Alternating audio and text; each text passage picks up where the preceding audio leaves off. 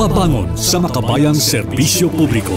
Ugnayan ng Radyo Pilipinas World Service sa iba't ibang embahada ng Pilipinas upang maghatid ng impormasyon at kaalaman sa mga kalagayan ng ating mga kapwa Pinoy na naninirahan at nagtatrabaho sa iba't ibang panig ng mundo. Babangon sa makabayang serbisyo publiko. Para sa isang makabayang serbisyo publiko para sa overseas Filipino workers. Babangon sa makabayang serbisyo publiko. Kasama si Ray Sampang dito sa Radyo Pilipinas World Service. Isang mainit at mapagpalang pagbati po sa lahat ng ating mga kababayan na nasa labas ng bansa, ating mga overseas Filipino workers at iba pa nating mga kababayang nanonood at nakikinig sa mga oras na ito.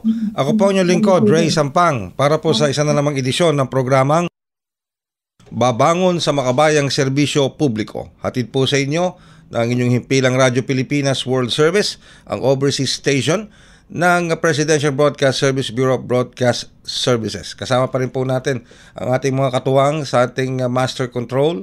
Of course, nandiyan pa rin sila Milo Janelo, Susan Aizon, and of course sa production side, kasama pa rin natin sila Erwin Peñano at Stephanie Vicente, and of course ang ating ikanga nasa Wirecast ngayon, tumutulong si Hero. Yan. And of course, wag din natin kalimutan batiin ang ating mga katuwang sa ating mga kasamahan dyan po sa ating Voice of America. Yan po sa Tinang Tarlac at sa kanilang mga transmitter. Tayo po ay nakakapag-broadcast sa iba't ibang bahagi ng mundo. Kamusta na po kayo ngayong araw na ito? I hope you're all doing fine. At syempre, pupunta na naman natin ng isa pang embahada ng Pilipinas. Pero this time, malapit pa rin. Halos kapit-bahay din natin dito po sa Southeast Asia. Ito po ang bansang Vietnam at pupuntahan natin doon ang ating Philippine Embassy. Makakasama po natin ang ating ambassador to Vietnam, His Excellency Maynard L.B. Montealegre, and of course, ang presidente ng Pinoy sa Hanoi Association o yung mga Filipino kababayan natin doon, yung bumubuo ng Pinoy sa Hanoi Association. Pero makakasama natin yung presidente nila, si Miss Imelda Aimee Casabuena. Ngayon po, itong programang ito, itong babangon sa makabayang serbisyo publiko, ay napapanood po at mapapakinggan ninyo sa shortwave broadcast. Gayon din, mapapanood at mapapakinggan ninyo sa ating Facebook broadcast live at sa ating YouTube channel ng Radyo Pilipinas World Service. Type nyo lamang po doon sa inyong Facebook browser, Radyo Pilipinas, at doon sa inyong YouTube browser, type nyo lamang po dyan, Radyo Pilipinas World Service. Muli po, ako yung lingkod, Ray Sampang. Like I said, dadako tayo sa ating Philippine Embassy sa Vietnam. Nasa linya na po natin ang komunikasyon via Zoom mula po sa Vietnam, ang ating Philippine Ambassador, His Excellency Maynard L.B. Montealegre. His Excellency, magandang araw po sa inyo.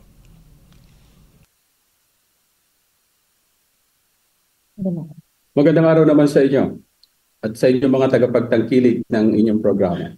Maraming salamat po, Ambassador, His Excellency Montealegre. And of course, gayon na rin po sa ating presidente ng Pinoy sa Hanoi Association, si Miss Imelda Aimee Casabuena. Magandang umaga po, Miss Casabuena. Alright, sige po, tuloy-tuloy na tayo mapalad, makakasama po natin sila dito sa ating programang Babangon sa Makabayang Serbisyo Publiko. My first question for today kay Ambassador Montealegre. Ambassador, how would you describe the relationship between the Philippine Embassy and the host country, Vietnam? Kamusta po ang relationship ng Philippine Embassy at ng Vietnam? Maganda ang ating relasyon sa bansang Vietnam. We have a very strong, friendly relations between the two countries. At lalo pa itong pinalakas, pinaigting sa pagbisita ni Presidente Bongbong Marcos last year in end of January until early February. So malawak at matatag ang pundasyon ng ating pakikitungo at pakikipagkaibigan sa bansang Vietnam. At yan ay nasasakop ang maraming larangan tulad ng political security, economic cooperation, people-to-people engagement, at gayon na rin ang turismo at ang ating mga kababayan nandito sa bansang Vietnam. How long have we maintained our relationship with the host country, Vietnam? Sa ngayon, sineselebrate natin halos 5 dekada ng ating relasyon sa bansang Vietnam. Nagsimula ang ating relasyon, ang opisyal na ating relasyon sa Vietnam noong July 1976. So sa katunayan, by next year, we will be celebrating the 50th anniversary of the establishment of diplomatic relations between our two countries. At nais ko rin banggitin na sa taong ito, magsa-celebrate naman tayo ng 10th anniversary of the establishment of our strategic partnership. Noong 2015, in-elevate natin ang ating relasyon sa bansang Vietnam na tinatawag natin na strategic partner. At isa lang ang bansang Vietnam sa mga bansa dito sa ASEAN na kung saan meron tayong strategic partnership. So, sa madaling salita, 5 dekada na ang ating pakikitungo at pakikipagkaibigan sa bansang Vietnam. At matanong ko na rin po, Ambassador, nag-iisa lang po ba ang ating embahada sa Vietnam o meron pa tayong mga ibang konsulada located around the country? Mag-isa ang ating embassy dito sa Vietnam, pero meron tayong tinatawag na honorary consulate at yan ay nakabase naman sa atin sa South, sa Ho Chi Minh City. So sila yung ating katuwang, sila yung ating partner sa pagtulong natin sa ating mga kababayan nandoon sa Southern Vietnam. At gayon din, para mapalawig pa rin natin ang ating pakikitungo at pakikipagkaibigan sa bansang Vietnam. Alright. So, kamusta po ang, like you said, maganda naman ang ating ating relationship with the host country, Vietnam. And you mentioned nga po yung mga yung mga naisagawang state visit or foreign trips ng Pangulo sa Vietnam. But when it comes to trade between the Philippines and Vietnam, ano po ba makikita natin, masasabi natin pinaka-beneficial trade natin with Vietnam? Maaalala nyo na ang Vietnam ay isang source natin, malaking source ng ating importation ng rice, no? Rice trade ng ating diyan tayo umaangkat ng maraming bigas at iyan din ay isa sa mga topics na napag-usapan noong pagbisita ni Presidente Marcos dito noong January. So, noong isang taon, no? So, malaking bahagi ng ating trade ang tinatawag natin na pag-import ng rice dito sa Vietnam. Sa puntong ito, mahigit na 90% ng ating rice needs ay nanggagaling dito sa Vietnam. And of course, bukod po dito sa trade ng natin with Vietnam when it comes to rice, isa pa sa tinitingnan din pagdating sa turismo, yung ehemplong nakikita rin ng Pilipinas sa tourism industry ng Vietnam. Ano ho, Ambassador? Totoo yan sinabi mo. Sa katunayan, mas dumadami ang mga Pilipinong turista na bumibisita dito sa Vietnam. At mababatid mo rin or siguro nababasa mo rin na maraming lugar ang laging pinupuntahan ng ating mga kababayan dito, hindi lamang dito sa Hanoi o Ho Chi Minh, kundi pati na rin doon sa tinatawag natin na Sapa at Da Nang. Noong, I think from January to November last year, no, nasa mahigit na 188,000 tourists, Filipino tourists, visited Vietnam. So, dumadami, sa sinasabi ko nga, dumadami ang nagiging interesado at nagiging lagi nilang binibisita at dahil siguro malapit at saka meron tayong direct flight from Manila to Ho Chi Minh, to Hanoi at Da Nang, kaya mas dumadami ang mga kababayan natin na bumibisita dito sa Vietnam. And isa pa sa siguro masasabi, Ambassador, because the Vietnam and the Philippines both have claims over the West Philippine Sea. Ano po? Pero meron naman tayong mga sabihin natin security cooperation with Vietnam regarding this, Ambassador. Yeah. Meron tayong mekanismo, no, para pag-usapan ang ating political security cooperation. At meron tayong tinatawag na joint bilateral mechanism kung saan dinidiscuss natin at pinag-uusapan ang ganitong issue. Hindi lamang ito sa level ng foreign ministers, meron din sa level ng undersecretary at saka sa working level. So ito yung mga mekanismo or plataforma kung saan nag-uusap ang dalawang bansa para i-manage natin ang ating ugnayan at ang ating mga issue tungkol sa West Philippine Sea or sa South China Sea. Ayun, okay. Alright. Pero ito susunod ko pong katanungan, Ambassador, tanong ko lang po, ilan bang mga kasi bukod sa mga turista ng Filipino tourist na nagpupunta sa Vietnam, may mga overseas Filipino workers po ba tayo ngayon sa Vietnam, at kung may datos po kayo, ilan po sila ang nagtatrabaho at naninirahan dyan sa Vietnam? Sa ating palagay at saka sa mga datos na nakikita natin, there are approximately 7,000 Filipinos living and working here in Vietnam. Kasama na dyan ang Hanoi at saka ang Ho Chi Minh City. Pero karamihan nitong mga Pilipino na ito ay nakabase sa Ho Chi Minh. Siguro kung bibigyan natin ng ratio, mga 5,000 ang nasa Ho Chi Minh at about 2,000 ang nandito sa Hanoi area. Now, lipat lamang po ako, Ambassador, sa atin pong Filipino community sa pangunguna ni Miss Imelda Aimee Casabuena, ang presidente ng Pinoy sa Hanoi Association. Miss Aimee, magandang araw po sa inyo ulit. Magandang araw po. Alright. So sabi po ni Ambassador Monte Alegre, there is around 7,000 Filipinos working and living in Vietnam. So, yan pong bilang na yan, ilan po ang miyembro dyan ng bilang ng PSHA, ng inyong asosasyon?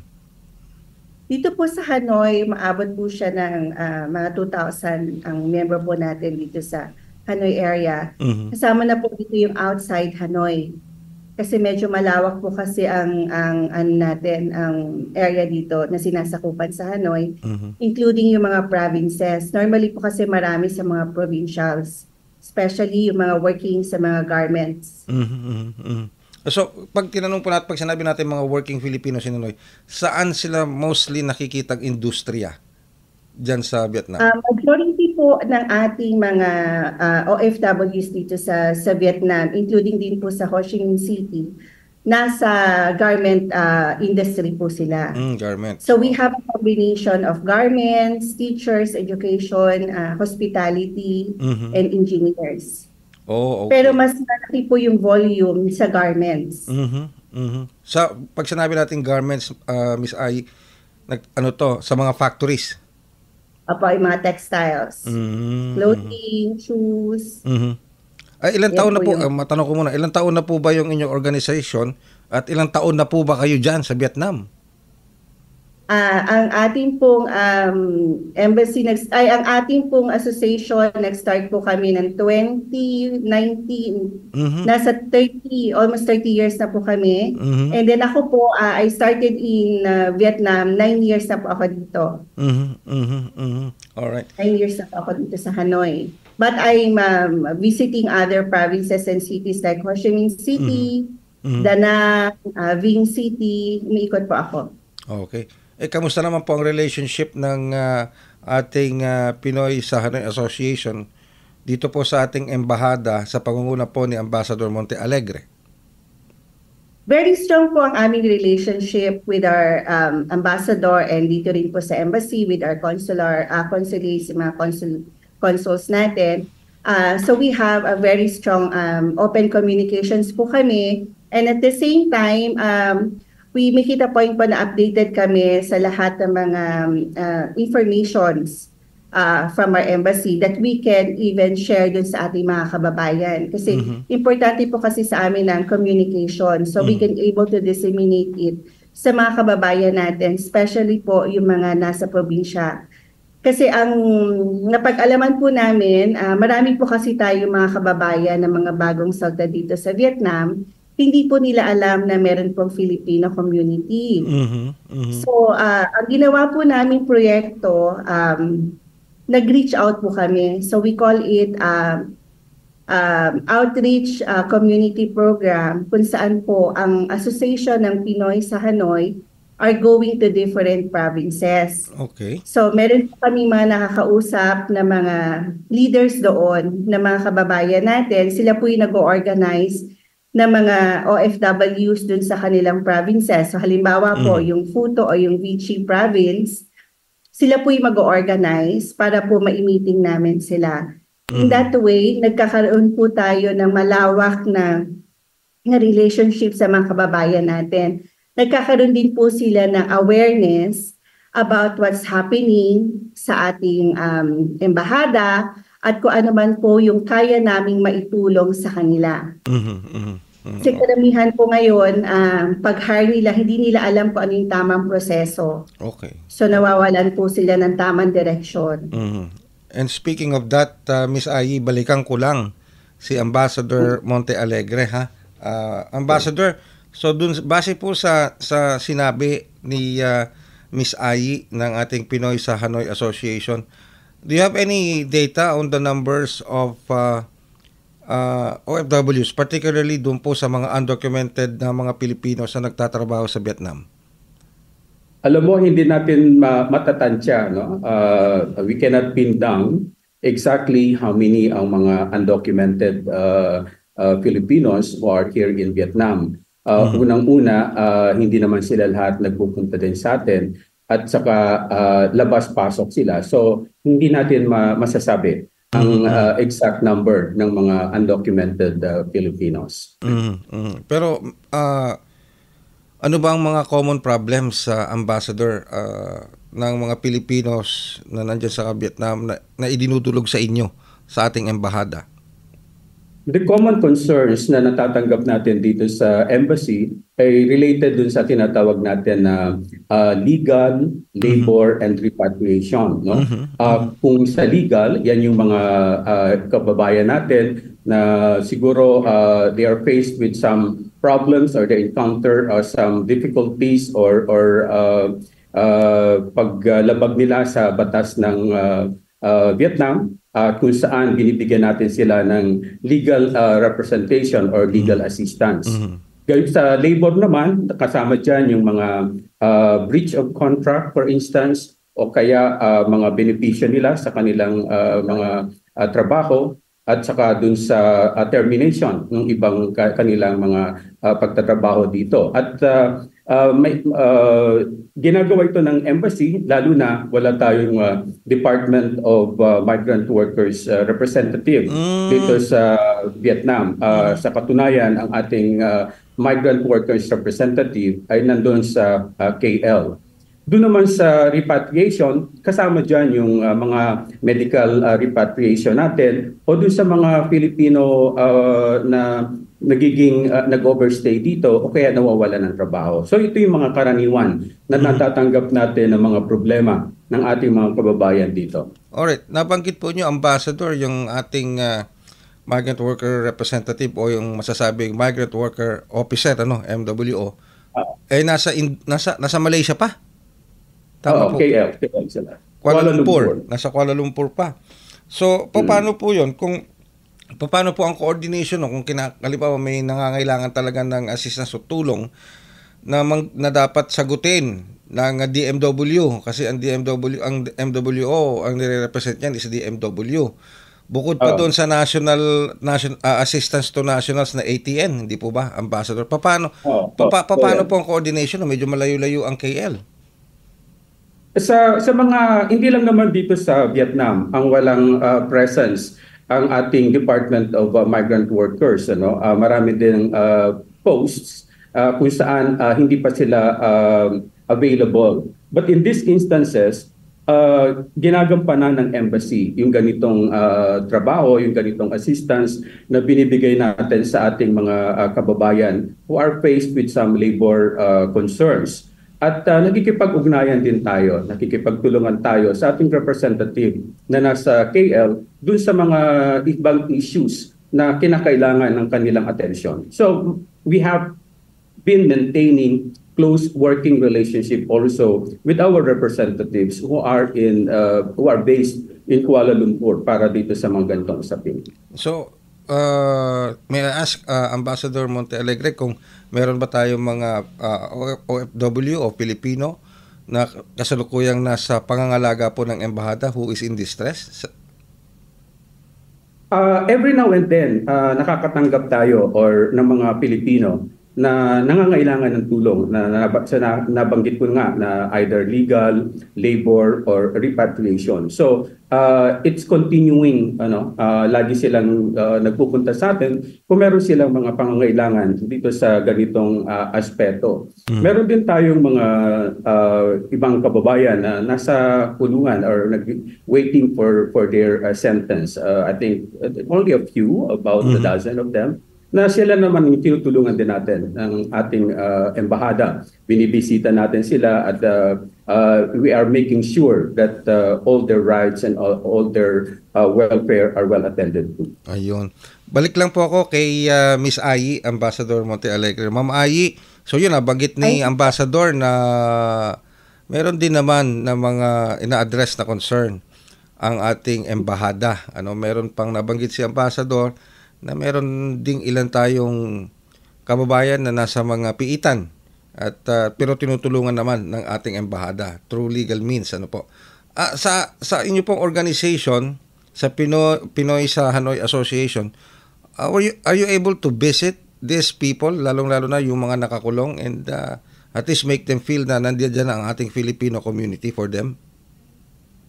Actually po, marami tayong mga kababayan, hindi lang po yan doon sa mga nakulong. Marami po tayong mga kababayan na lumalapit sa amin, humihingi ng tulong. So kagaya po ng sinabi ni Ambassador, doon sa mga ibang cases, meron din po yung mga na-hospital, na-aksidente, and then kailangan ng financial support.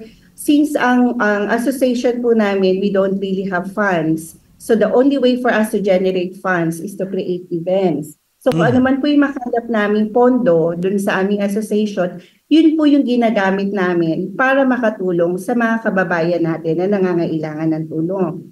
So ang proseso po kasi namin is i-filter po muna namin.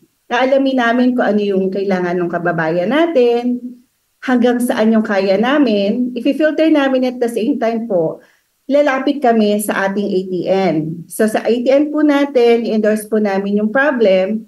And then para po at least may coordination po ang embahada at ang association para matulungan po yung kababayan natin.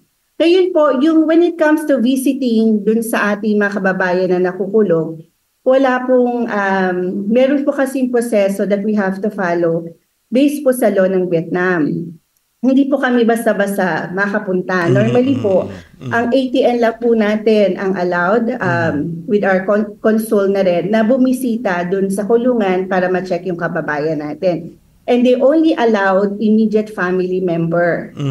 At sa kailangan po doon, meron siyang visiting permit. Okay.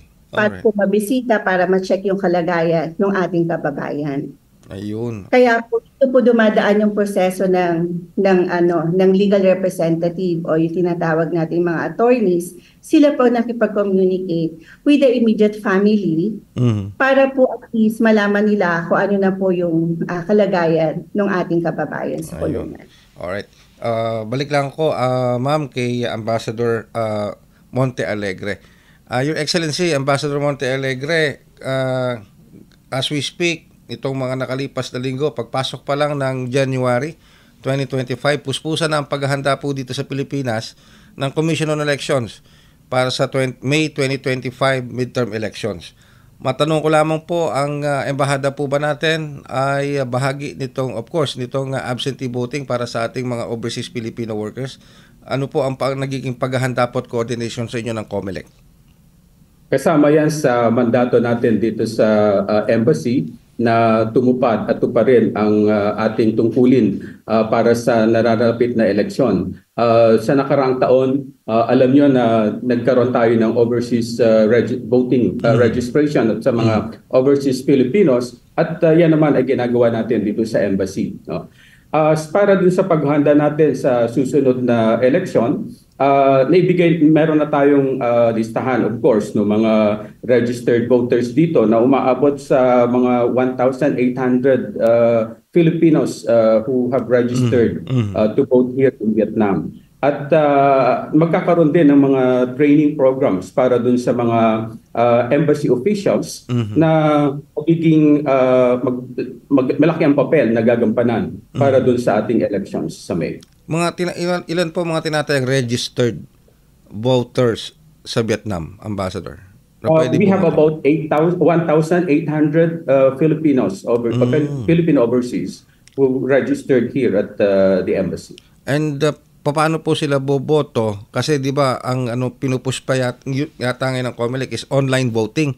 Are we allowed is the Vietnamese government allowing online voting? Online voting nga yung tinutukoy natin para sa gagawing pagboto sa eleksyon, no? So at nabanggit ko nga kanina na ang COMELEC ay magkakaroon pa rin ng mga training programs para sa ating lahat. So ito yung method of voting na gagawin natin na para dito sa Vietnam as well. Ayun, okay. Kasi merong ibang mga bansa na hindi inalaw ang online voting, ano po? Tulad ng China, hindi inalaw. Of course, all these things will have to be coordinated with the host government. At tulad ng nabanggit mo, may mga ilang bansa na hindi pumapayag sa ganitong method. Pero yan naman ay isa din sa mga dapat nating tingnan kung at i-coordinate ng gusto sa host government. Alright. Ma'am, balik lang po ako kay Miss Casabuena, Ambassador Monte Alegre.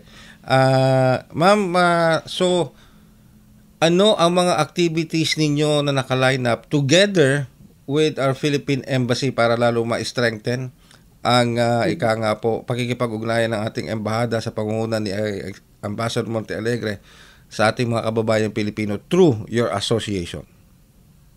So, ngayon po kasing 2025, ang nakalatag po sa ating activities is yung Sports Fest. Yung Sports Fest po is a combination of bowling, basketball, volleyball, para po at least ma-unite natin yung mga kababayan natin to work together and, camaraderie na rin po. And then this will be with the help of our embassy. So mostly po yung mga kasamahan po natin dito sa embassy, nakikisama rin po sila to participate dun sa ating Sports Fest. And then we also have yung ating Independence Day, kung saan po yung mga kababayan natin were invited to go to the embassy para po at least to celebrate yung ating Independence Day. And then we also have yung mga Zumba event. Depende po dun sa cost. So last year, we already have Zumba event for to prevent cancer. And then magkakaroon din po tayo meron din po tayo ng annual Christmas party. And then may mga charity events din po. Ayun, marami pala naka-line up na activities, para sa nga dyan sa ating Filipino community sa Vietnam. Kasi importante po kasi yon dito sa Vietnam. Paano natin i-strengthen yung ating mga kababayan? Yes. So yung iba, hindi nila alam, they wanted to at least distress from work. And the only way is for us to create this kind of events. And ginagawa po namin ito tuwing weekend lang. Wow, okay. Kasi weekend lang po available yung mga kababayan natin. So during the rest day. Ayun. Well, balik lang ako kay Ambassador. Ambassador, so siguro before I wrap up this itong ating edition ngayon, matanong ko lang, ano ba ang sabihin na nating what makes Filipinos so sabihin na nating so comfortable living and working there sa Vietnam? At ano po ba ang common ground na nakikita ng ating embahada para manatiling maganda ang ating pakikipag-ugnayan ng Pilipinas sa Vietnam? Well, unang-una, malapit ang Vietnam sa atin, geographically speaking. At parehas tayong miyembro ng ASEAN countries. So, at nabanggit ko din kanina na malapit at malakas, strong and friendly ang ating relations. So madali ang pagpasok ng ating mga kababayan dito. Wala tayong visa na kailangan kunin among Filipinos and among members of the ASEAN countries. At gayon din, kilala din naman ng mga Pilipino, alam natin yan, sa husay ng kanilang pagtatrabaho. So isang bentahe din yan. Plus the fact na ang kanilang mga skills ay kinakailangan din dito sa Vietnam. So ilan yan sa mga sabihin natin parameters kung bakit mas naingganya ang ating mga kababayan para magtrabaho dito at bumisita. Ganun din, enjoy din sila sa safety, sa quality of life dito sa Vietnam. Makikita din natin yung closeness ng mga tao. Vietnamese are warm people, very friendly, madaling makipagtunguhan sa kanila. Na tulad ng ating like brothers within the region.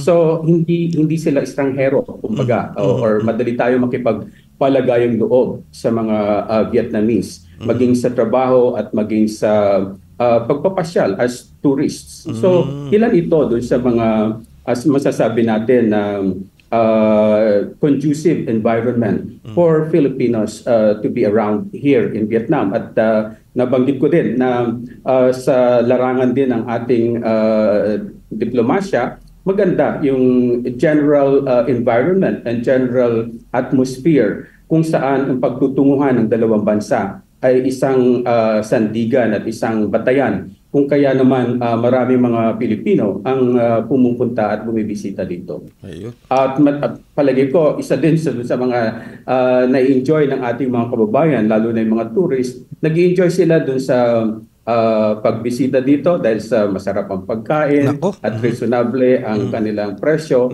So madali yung kanilang pagbisita at pag-relax dito sa ibang bahagi ng Vietnam. Alright. Ma'am Casabuena, Miss Imelda, nabanggit po ni Ambassador pagkain. Ano ba ang maraming masarap daw ng pagkain ng mga Vietnamese, pero ano ba ang masarap na pagkain na nagustuhan ng mga Vietnamese? Filipino cuisine naman kung pag-uusapan. Nakatikim na ba sila ng adobo? Nakatikim na sila ng adobo, nakatikim na sila ng sinigang. Dito kasi ang mga sinasabi ng mga kababayan natin, o idadagdag ko lang sa sinabi ni Ambassador, pag nandito ka daw sa Vietnam, milyonaryo ka. Ganon? Kasi dito, money bill siya, so milyonaryo ka. Ay, ganon. So, dito nila experience sa pagiging milyonaryo. Kasi sa Pilipinas, hindi mo ma-experience sa pagiging milyonaryo. So, isa yun. Okay. So, pagdating sa pagkain, hindi nila makalimutan ng lechon. Oy, okay. Lechon, adobo, at saka sinigang.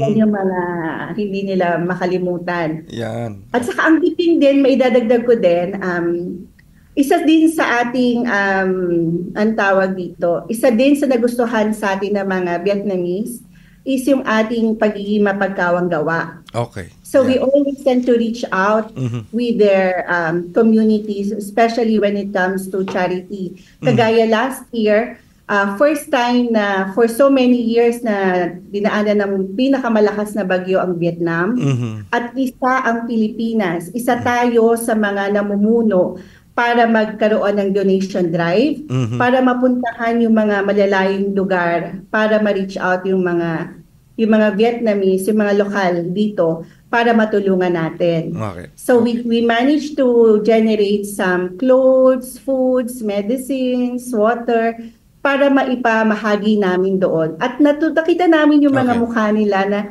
ang sinasabi nila is this is the first time that they managed to see foreign nationals that are trying to reach out to help them. Ayun, napakaganda pala, no? Ang Pilipino sa sinasabi na talagang hands-on, talagang, alam mo yun yung kailangan mong umano dun sa baha para lang marating mo yung lugar ng mga nasalanta ng bagyo at saka yung mga binaha. So isa yun sa mga nagustuhan nila sa atin. Alright, that's nice to hear. So, gusto ko pa sanang pahabain na itong ating usapan. Medyo but we're running out of material time. But let me express our deepest gratitude from mula po dito sa Radyo Pilipinas World Service. Thank you very much po, Your Excellency, Ambassador Monte Alegre, for the time na ipinagkaloob po niyo sa aming programa. Gayon na rin po sa ating presidente ng Pinoy sa Hanoi Association, Ms. Imelda Casabuena. Maraming salamat po. Thank you very much sa pagsama niyo po sa amin at pakikipag-usap sa ating mga kababayang overseas Filipino workers and Filipinos living and working abroad. Thank you very much. At dyan po natin pinipinid ang isa pang edisyon ng programang Babangon sa Makabayang Serbisyo Publiko dito sa Radyo Pilipinas World Service. Babangon sa Makabayang Serbisyo Publiko. Ugnayan ng Radyo Pilipinas World Service sa iba't ibang embahada ng Pilipinas upang maghatid ng impormasyon at kaalaman sa mga kalagayan ng ating mga kapwa Pinoy na naninirahan at nagtatrabaho sa iba't ibang panig ng mundo. Babangon sa Makabayang Serbisyo Publiko para sa isang makabayang serbisyo publiko para sa overseas Filipino workers. Babangon sa Makabayang Serbisyo Publiko kasama si Ray Sampang dito sa Radyo Pilipinas World Service.